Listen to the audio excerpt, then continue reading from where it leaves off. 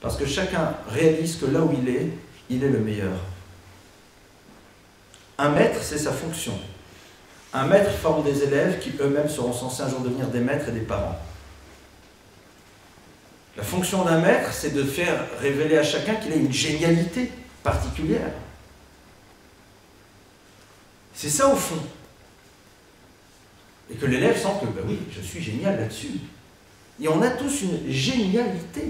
La génialité, c'est pas, non, crois que la génialité, c'est une forme de QI, de capacité intellectuelle très développée, pas du tout. Vous avez des gens qui ont une génialité dans la manière de gérer des situations ou de débloquer des problèmes. Écoute, attends, pour un truc pareil, il faut... toi, va voir avec les gens de l'aéroport. Toi, on sait que tu vas réussir à trouver la solution. C'est pas le plus intelligent, mais c'est un malin. Il sait comment parler, etc. Et tout, alors les autres, c'est des têtes d'œufs, ils sont capables de faire des équations au 14e degré, ça n'existe pas. Mais alors là-dessus, ils vont se dire, excusez-moi, monsieur, si ça ne vous dérange pas. Par contre, les équations au second degré, c'est très moyen. Il a sa génialité. Donc ça veut dire que pour les enfants, soient pas jaloux. Il faut que nous, parents, sachions découvrir la génialité de chacun d'entre eux. Et qu'on leur la signifie, qu'ils la remarquent. Qu'ils savent que dans telle et telle situation, c'est vers eux qu'on va se tourner. Et pas vers nous. Et pas vers l'autre.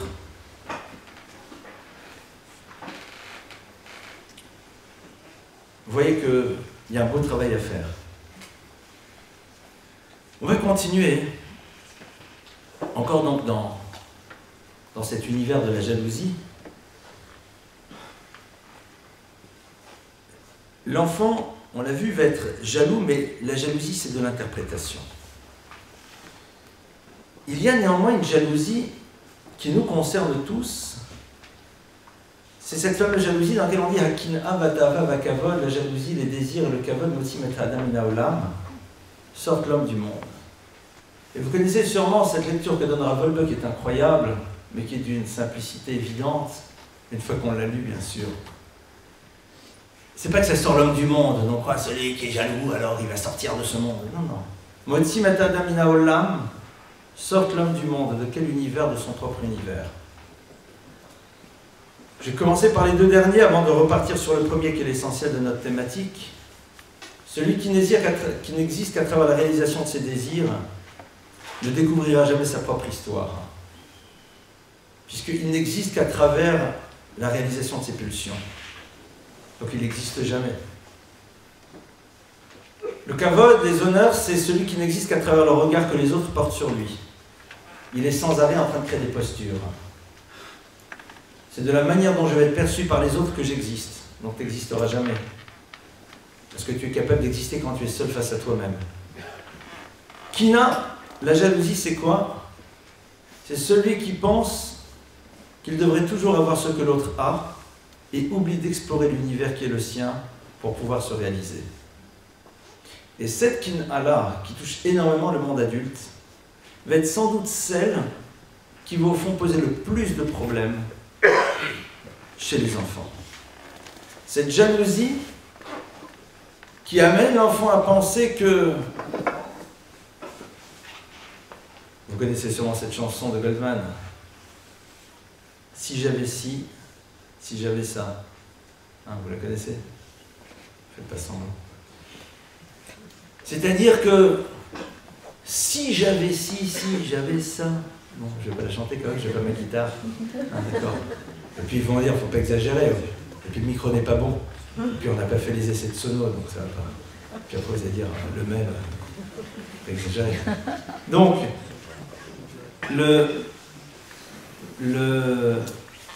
ça fait partie de ces chansons très moussards, mais c'est vrai. Et donc si l'autre réussit, c'est parce que ceci, c'est parce que cela. Et à aucun moment on explore sa propre histoire. La jalousie dramatique, c'est celle qui amène l'individu à arrêter sa démarche d'existence, parce que pensant qu'il ne pourra véritablement se développer que dans la mesure où ce qu'il y a chez l'autre sera chez lui. Et donc, c'est un phénomène qu'il risque de transporter toute sa vie. L'enfant va dire, oui, mais c'est normal vu que... et lui il a son bureau, et lui il a ceci, et lui il a cela, et c'est pas juste, et c'est pas normal, et moi si j'avais, moi si j'avais, moi si j'avais. Et donc il est motzi mina olam shelo, c'est-à-dire il oublie d'explorer son propre univers et de savoir ce qu'il doit construire avec sa propre réalité. Je vais vous dire la seule solution, et je ne pense pas qu'il y en a d'autres, elle dépend de la manière dont nous on vit les choses dans notre propre existence. Si nous pensons que notre bonheur dépend de ce que nous n'avons pas, alors l'enfant pensera la même chose. Alors bien sûr, on va dire, moi je ne suis pas jaloux, c'est un kol mina shamaim, de toute façon, l'essentiel c'est de voir la santé, mais dans ton cœur, mon frère. Et quand on est jaloux, alors il faut le dire. Moi je suis très jaloux des gens qui, Baruch Hashem, ont de très très grands appartements dans lesquels ils peuvent inviter plein de monde. Je le dis. Ça me fait très plaisir de savoir qu'il y a beaucoup de gens, Baruch Hashem, qui ont des gars. Je suis très jaloux. Parce qu'en effet, j'aimerais bien. Ouais. C'est pas un appel à des agents d'immobilier, je vous rassure tout de suite. Parce qu'après, il faut avoir les moyens de sa politique. Quoi qu'il y ait 1 euro million à 100 millions cette semaine, on va tenter le coup. Mais bon, c'est... Oui. Mais à un moment, on a le droit d'être jaloux, mais il faut se le dire à soi-même. Parce que quand on se le dit et on fait descendre la mayonnaise, on remet les choses à leur place. Il y a un moment où on accepte qu'en effet, en tant qu'être humain, à un moment, on aimerait bien avoir ce que d'autres ont. Bon. Et c'est normal. Et quand on le dit, alors on dit, mais pour l'instant, ça ne fait pas partie de mon histoire. Donc ce qui est important, c'est de savoir qu'est-ce que je fais avec ma propre histoire. Qu'est-ce que je fais avec ce que j'ai? Ça ne sert à rien de se masquer. Ça ne sert à rien. Avancer, c'est à un moment réussir justement à accepter qu'il y a certaines choses que l'on aimerait, que l'on n'a pas, et c'est pas grave. Mais à un moment, il y a une forme de jalousie. C'est évident.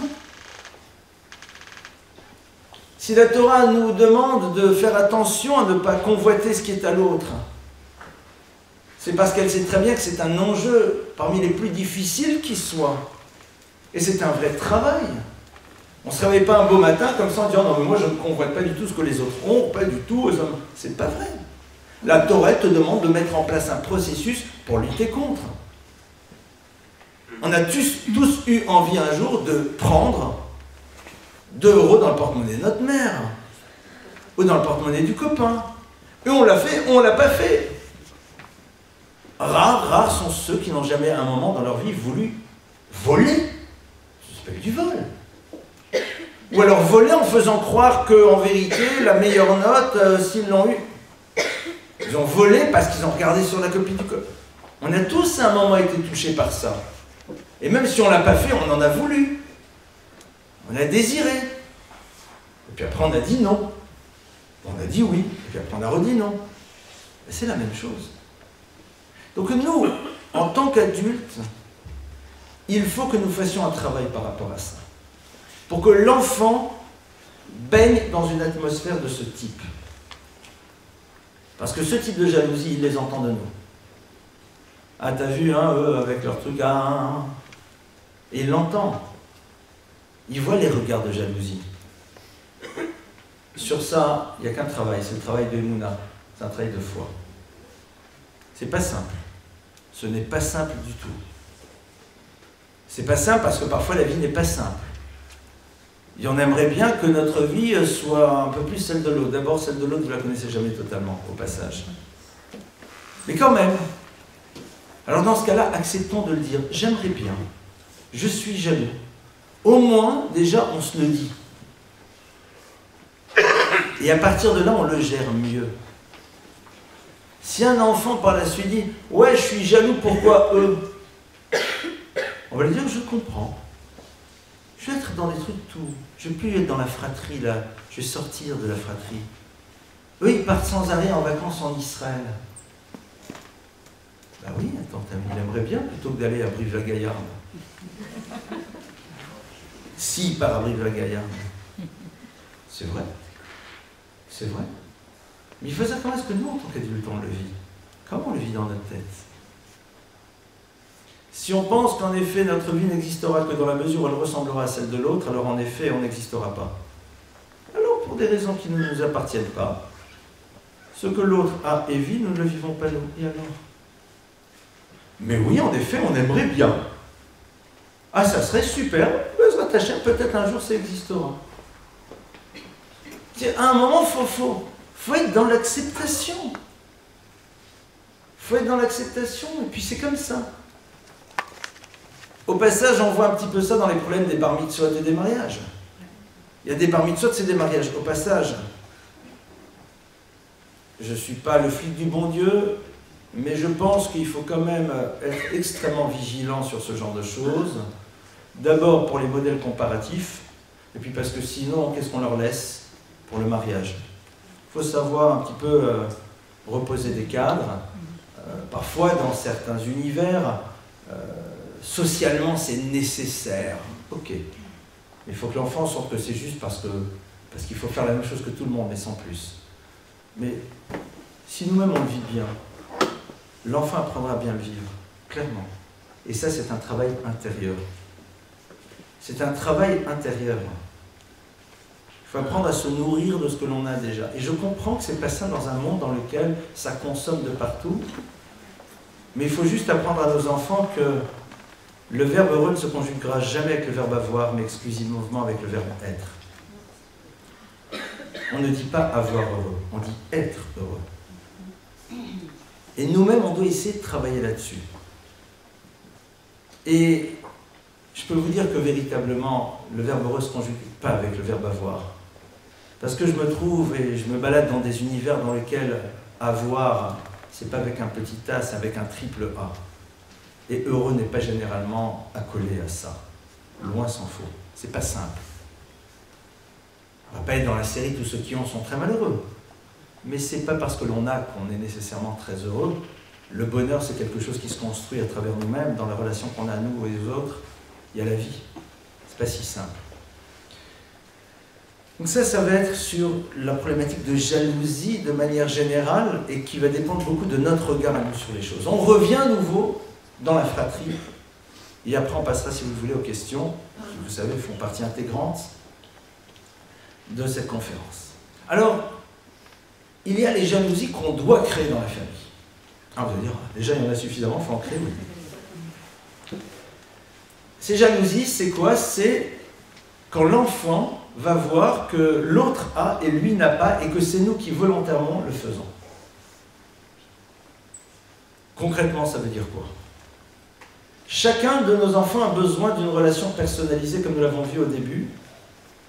Et cette relation personnalisée, en la créant, va créer, c'est évident, une forme de jalousie. On va sortir au restaurant avec l'un et pas avec l'autre. Un restaurant, c'est je mange une pizza, hein, avec de l'eau plate. Pas exagérer. Déjà la pizza, tu as en plus du coca. Oh, mon frère, c'est pas Yom Tov. Donc, et moi, ah, toi, ça sera un jour. Quand? Je sais pas. C'est-à-dire que l'enfant, parce que si c'est ah, je programme, donc c'est je repèse des carreaux de chocolat. Et pourquoi lui? T'as raison, ça aurait pu être toi, il se trouve que c'est lui. C'est-à-dire qu'à un moment, il faut dire, c'est comme ça, voilà, ce soir, on a décidé, maman et moi, qu'on allait manger une pizza avec lui. Et mais ça aurait pu être toi. Donc on me demande, n'y voit pas autre chose que, ben voilà. Et ça, c'est le genre de choses qui vont être très difficiles, mais qui au bout d'un moment rassurent. C'est-à-dire, l'enfant ne voit plus de dimension signifiante. Un exemple très simple. Alors, certains ne sont peut-être pas du tout d'accord, mais c'est pas grave. Les enfants, j'aurais tous appris à conduire. Je ne sais pas si j'aurais appris à bien se conduire, mais en tout cas à conduire avec un volant. D'accord? J'arrive devant le garage, il y a un enfant de 6 ans, je lui dis viens.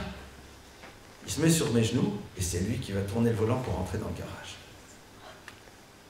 Pourquoi je fais ça? De manière très simple. Parce qu'à un moment, l'enfant a besoin de savoir qu'il il a un truc particulier, sans aucune raison. Donc c'est-à-dire qu'il a le souvenir que papa, maman lui fait un truc, il y a un fantasme de gosse. Il a tourné le volant et la voiture, elle roulait, elle faisait vroom vroom. Mon papa est quand même derrière, mais... Et ça, c'est... Dans sa symbolique à lui, ça veut dire quoi? Ça veut dire qu'au fond, mais mon papa, il a envie de me faire plaisir stable comme ça. Donc ça, il a imprégné. Alors, moi, je vous raconte ça par rapport à ce truc, mais ça peut être sur n'importe quoi. Le cadeau de l'inattendu, sans aucune raison, qui, au fond, veulent dire à l'enfant... Tu vois, c'est... On a envie de te faire plaisir comme on a envie de faire plaisir aux autres, et une fois c'est comme ci, une fois c'est comme ça, une fois c'est lui, une fois... Et c'est comme ça la vie. La vie, ça va être comme ça. Ce qu'il faut, c'est que tu en aies ce souvenir, et ce souvenir-là, il te rassure. Mon papa, ma maman ont voulu me faire quelque chose de particulier, et qui est banal. C'est pas énorme. On n'a pas investi, on n'a pas sorti d'argent pour ça. Mais c'est ça, au fond, qui va les amener à se sentir profondément rassurés. Alors bien sûr, après, ils feront de la jalousie comme tout le monde. Pourquoi? Parce que quand je vois que l'autre a, mon Yetzer Hara me pousse à vouloir avoir la même chose. Et ça, c'est juste une gestion technique. C'est-à-dire, il dit, ouais, pourquoi lui, je ne suis pas d'accord, etc., etc. Il dit, écoute, c'est comme ça. Mais le c'est comme ça, ben, les obligera à accepter, mais derrière, ça ne voudra pas dire autre chose pour eux. Il y a un moment où on va légiférer. Ouais, je suis pas d'accord, pourquoi il est devant dans la voiture? Ah, c'est comme ça, écoute, tu arrêtes, c'est comme ça. Maintenant, c'est lui qui est devant, c'est lui qui est devant. Oui, mais en vérité, il me préfère et tu le préfères et je te... Qu'est-ce que tu racontes? Ils ne le diront même pas d'ailleurs.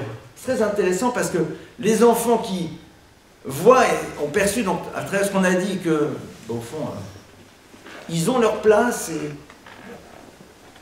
ils vont juste tenter d'avoir ce que l'autre a parce que c'est plus sympa d'être assis pendant le voyage devant que derrière. C'est vrai. C'est plus sympa d'avoir une grande part de glace qu'une moins grande part de glace parce que quand on aime la glace, plus on en a, mieux on se porte. Mais ça, c'est un problème de ta'ava pur, c'est un problème de désir, d'envie. Je veux avoir le verre de coca que l'autre a parce que j'aime le coca et il en a plus. Je comprends. Mais ça s'arrête là. C'est-à-dire qu'il n'y a pas d'autre signification. Et quand les enfants prennent l'habitude qu'en plus, il y a cette alternance qui n'obéit pas de véritables règles, au bout d'un moment, ils se battent par principe, pour des raisons de confort, de plaisir, mais il n'y a pas d'enjeu. Or, vous le savez, c'est quelque chose que l'on transporte dans les cours ici depuis longtemps. Ce qui est important, c'est quoi l'enjeu? Quel est l'enjeu qu'il y a derrière?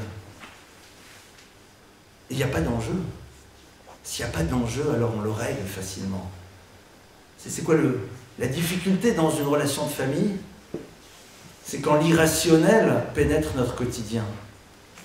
C'est ça, au fond, le vrai problème. C'est-à-dire quand on se rend compte, attends, c'est pas possible qu'ils réagissent comme ça, il y a quelque chose d'irrationnel. En vérité, c'est pas si irrationnel que ça prend ses racines ailleurs. Mais comment se fait-il qu'ils nous fassent de telles crises? Pour une boule de fraises en plus. C'est irrationnel. C'est intéressant. Là maintenant, on va recommencer dans une histoire précédente. Quel est l'enjeu de la boule de fraise? Est-ce que c'est vraiment juste une boule de fraise l'enjeu, ou c'est sa place? Ou c'est le regard que tu lui portes? C'est là où ça va devenir intéressant. Mais quand justement, il n'y a plus ces enjeux, parce qu'on a travaillé pour que cette dimension d'irrationnel ne soit pas présente, parce qu'on a travaillé en amont, alors c'est juste un problème, j'ai envie d'un peu plus de fraises, normal, nous aussi. On dit, ben c'est comme ça, pas tout le monde ne peut pas avoir la même boule de fraises. Shalom, on passe à autre chose. Voilà un petit peu quelques points d'ouverture. Et là-dessus, c'est évident qu'il faut le dire, même si c'est évident que vous le savez, papa et maman, on est plus qu'en phase sur ce point-là. C'est-à-dire que c'est quelque chose qui doit énormément se travailler en couple. C'est-à-dire que le couple doit fonctionner sur le même principe. une fois qu'on a décidé de fonctionner sur le même principe, je peux vous assurer que les choses véritablement iront. Vous aurez toujours les disputes de jalousie, pourquoi lui et je suis pas d'accord, et pourquoi machin, et pourquoi il peut dormir plus tard et pas moi. Normal, normal. Donc on va les gérer comme tous les problèmes techniques, ben, c'est comme ça, mais ça, il n'y aura pas d'enjeu. Moi ce qui m'intéresse dans la jalousie, c'est que ça s'arrête juste un problème de ta'ava, d'envie. Je veux ce que l'autre a parce que ça a l'air plus sympa. Et que quand tu es enfant, tu as 5, 6, 7, 8, 9, 10, 11, 12 ans, ben, c'est normal. Vous voyez, vous un enfant qui dit « Écoute, dans la vie, je considère que tout est mina shamaim, que ce n'est pas grave si l'autre... » Déjà, nous, en tant qu'adultes, on le dit, mais on ne le vit pas à l'intérieur. On le dit, parce que ça se fait « Ah, je suis un adulte. » Mais non, c'est mina shamaim. Mais après, on le vit. Tu veux que lui fasse la même chose? Pas possible. Donc, c'est normal. C'est normal. Et au fur et à mesure, il gérera ça comme nous, en tant qu'adultes, on le gère, mais il n'y aura pas d'autres enjeux. Ça s'arrêtera là. Voilà donc quelques points de réflexion. Pardon? Quelques points de réflexion sur là-dessus, sur ce point, sur cette notion-là. Et ce qui est évident, c'est que quand on est confronté au fond à tout ça, alors ça sans le dire, mais ça va mieux en le disant, pour moi c'est tellement évident que je ne le dis pas. Mais maintenant, ce qui paraît, on a besoin de temps en temps de se l'entendre dire. On a besoin pour ça, comme pour tout le reste, de Siyata d'Ishmaïa, d'être divine. Vous savez très bien qu'il n'y a pas un jour qui se passe sans lequel on ne demande pas à Kadosh Baruch Hu de nous donner les moyens de faire en telle sorte que les choses fonctionnent. C'est tellement évident que ça ne se dit même plus. C'est le truc qui me dérange, moi, dans la tefila des parents pour les enfants, c'est que souvent on demande à Dieu que nos enfants deviennent ce que l'on veut qu'ils deviennent. On lui demande d'intervenir avec le bâton magique, qu'ils arrêtent de se disputer. Vous savez, moi un jour j'ai vu quelqu'un qui avait dans son sidour une fila personnelle, authentique, dans laquelle il demandait à Dieu que sa femme devienne une femme soumise. Authentique. Mais j'ai parfaitement compris. Ça n'avait rien de péjoratif, c'est-à-dire, c'était super dérangeant. J'ai ouvert un sidour, et j'ai identifié à qui était le sidour et j'ai vu ça. C'est super angoissant quand vous voyez un peu, parce que vous pouvez dire, je ne l'ai pas vu, tu l'as vu. J'ai remis le sidour à sa place, détente et tout. Je connaissais le couple. On va dire que la dame avait une forte personnalité. Mais le coup de la prière baguette magique, ça n'existe pas. Le danger de la prière, c'est qu'on oublie de faire notre job. La tefila, elle est là pour que Akadosh Baruch Hu nous donne les forces de faire ce que l'on doit faire. Faire très attention, parce que souvent les gens ils disent « mais j'ai beaucoup prié, j'ai beaucoup prié, j'ai beaucoup prié ». Vous savez, c'est comme pour l'histoire du gars qui vient et qui dit « Dieu, fais-moi gagner au loto, fais-moi gagner au loto ». Et mon Dieu il dit « mais joue ! Fais-moi gagner au loto ». Mais tu joues au moins. Et si tu joues pas, tu ne pourras jamais gagner. Bosse mon frère, bosse, remets-toi en cause, travaille sur toi-même. Et demande que ce travail que tu fais puisse avoir un aboutissement. C'est pour ça que la tefila, c'est notre respiration. C'est notre respiration, on vit. Vous savez que l'homme, je ne sais pas si je vous l'avais dit un jour, et pour moi c'est un chidouche tellement incroyable, c'est un enseignement de Rav Wolbe qui est fabuleux, que Rav Wolbe fait remarquer que dans Arba Avot Nozikim, dans la première Mishnah, là-bas on dit Ashor Abor Amav Vaever, on définit l'homme, Mav-E. On dit l'homme, ça s'appelle comment Mav-E? C'est l'homme est un mazik. Vous vous rappelez, on l'avait déjà vu une fois dans une conférence. L'homme fait des dommages et on l'appelle l'homme Mav-E. On dit pourquoi tu appelles l'homme Mav-E? Pourquoi tu l'appelles pas Adam? On dit parce que Mav-E vient de la racine pareil, ça veut dire prier. La définition de l'homme, et c'est incroyable. C'est un mazik mitpalel, c'est quelqu'un qui peut détruire et qui prie en même temps. C'est-à-dire, on peut tout détruire, mais en même temps, on sait prier, on a conscience que c'est une respiration, la tefila. Mais le danger de la tefila, c'est d'oublier de bosser. Vous vous rappelez que le roi par excellence, c'est David. Parce que David, lui, part à la guerre, il gagne. Il part à la guerre. Il se rappelle qu'à un moment, On ne peut pas construire si on n'est pas capable d'aller se battre sur le terrain. Et souvent on nous raconte des belles histoires, les larmes de la rabbinite X, et c'est vrai. Mais vous savez tout l'investissement qui a été pris au quotidien, tous les efforts. La mère d'un Rosh Yeshiva, Rav Shlomo Zalman Auerbach, Rav Shlomo Zalman, il était petit. Elle allait tous les jours à pied, elle lui amenait un repas chaud. Pas parce qu'il avait besoin, pour lui montrer ô combien pour elle ce qu'il faisait était important. C'est des petites choses comme ça. Et c'est sûr qu'elle faisait la tefila. Mais rappelons-nous qu'Akadosh Baruch Hu, il a besoin qu'on travaille, quoi. Ou bifrat dans le chinour. Voilà quelques points donc, de réflexion sur ce sujet. Et on va prendre quand même quelques bonnes minutes pour vos questions, qui peuvent être des questions ultra concrètes sur les problèmes de jalousie. Allez-y, à vous. Oui. Par rapport à la jalousie, si par exemple dans une fratrie, on a un enfant qui aura cette tendance plus facilement à être jalouse et un autre qui aurait beaucoup plus de facilité, est-ce que ça peut être dangereux systématiquement de demander à celui qui n'a justement pas facilement de la jalousie de céder tout le temps de sa part pour que celui qui est jaloux, en fait... C'est clair qu'il faut faire très attention à ça parce que vous rentrez dans un système.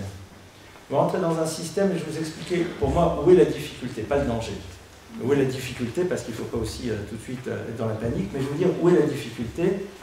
C'est que d'abord celui qui cède, vous n'êtes jamais sûr qu'au fond lui-même il veut le faire.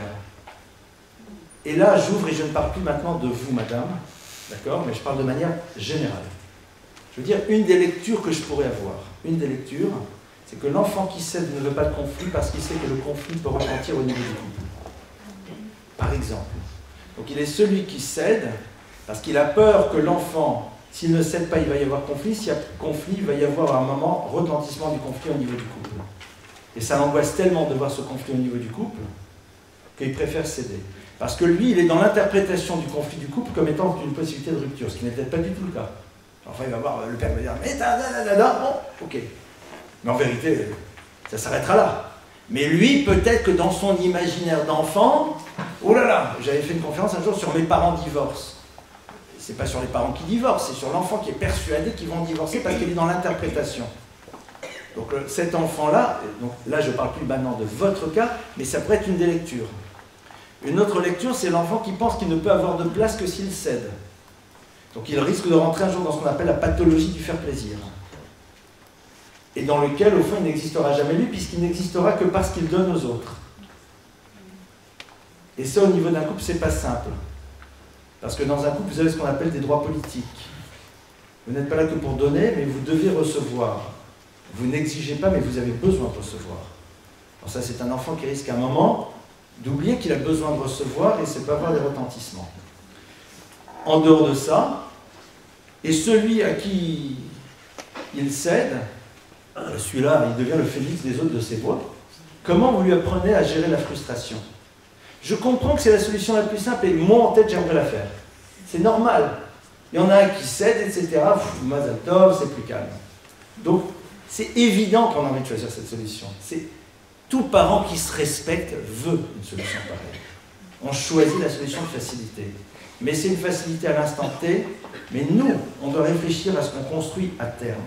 Or là, c'est un enfant qui ne gère pas sa frustration. Et on doit l'aider à cela. Et ce n'est pas simple, parce que dans sa nature, ce n'est pas quelque chose de facile. Donc, il ne faut pas non dire, je suis désolé. Je suis désolé. Non, c'est comme ça. Et pourquoi? Il vous raconte. Tu as envie de crier, tu as envie de hurler, c'est ton problème. De toute façon, ça change rien, mon petit chéri. Et c'est comme ça. Et je vous assure, il ne va pas vous lâcher. Surtout si, en l'occurrence, il a pris une habitude, il va dire, oh, qu'est-ce qui se passe? C'est comme les gosses qui, à 2h du matin, voient que quand ils crient, on ne vient plus. Ils augmentent la sono. Attends, c'est quoi cette histoire? Je crie, tu ne viens plus. Mais tu viens? Ben non, c'est terminé. À un moment, vous le faites passer. Alors, faites ça en douceur, Mais vous lui rendez au fond le plus grand service. C'est-à-dire, dans ce genre de choses, n'oubliez pas qu'on leur rend le plus grand service. Parce qu'un ado qui ne sait pas gérer ses frustrations, ou un adulte qui ne sait pas gérer ses frustrations, mais c'est une souffrance. Parce que vous aurez toujours d'autres qui ont ce que vous n'avez pas. C'est la réalité de la vie. Donc à partir de là, c'est maintenant qu'il faut l'aider à ça.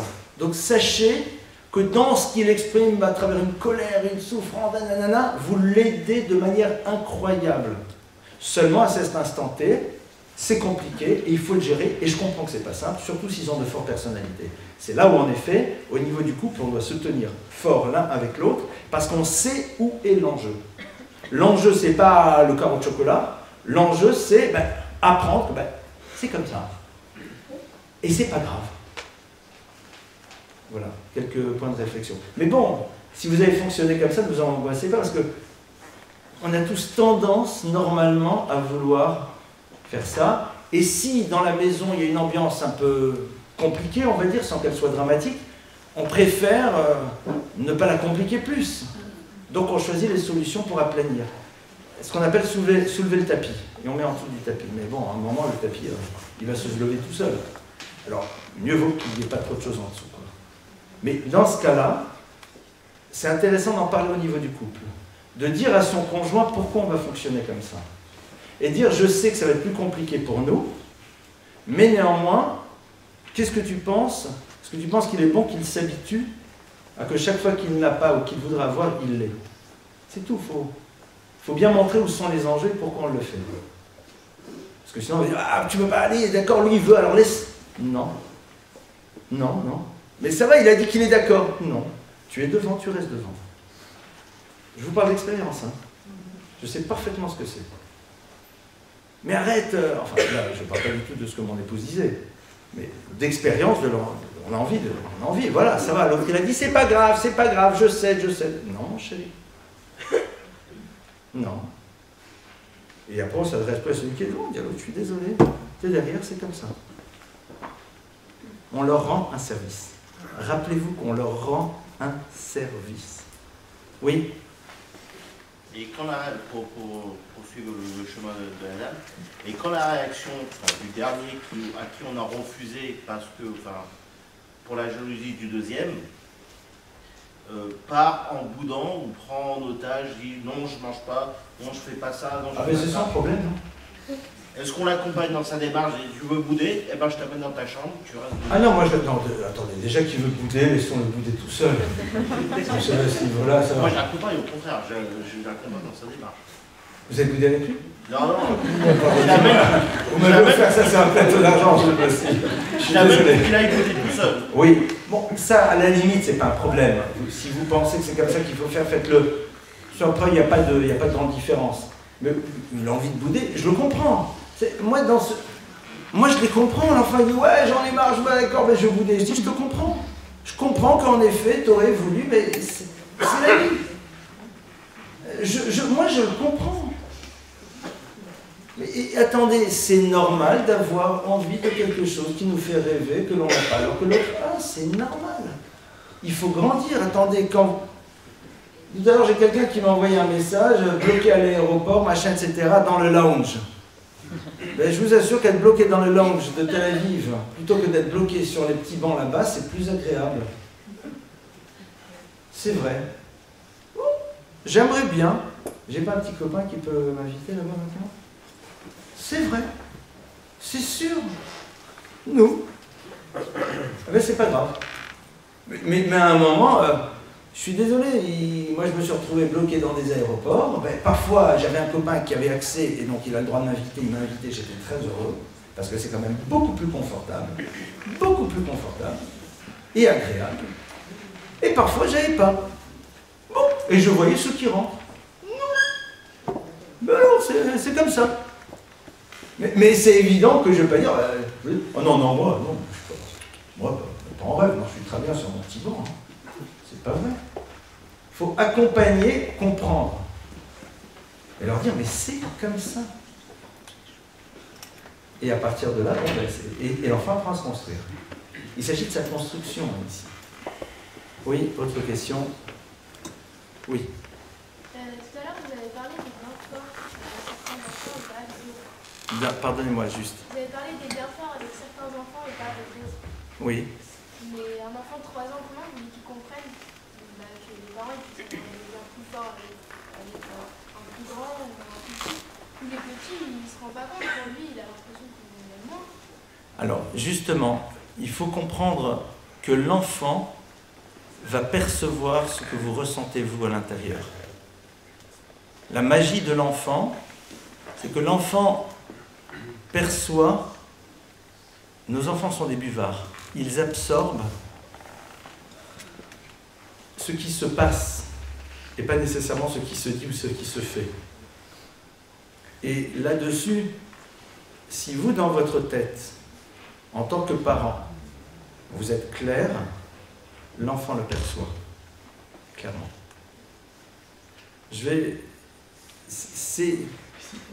On oublie que l'essentiel, au fond, dans l'univers de l'émotionnel, c'est aussi ce que l'on ressent profondément, qui va passer par autre chose.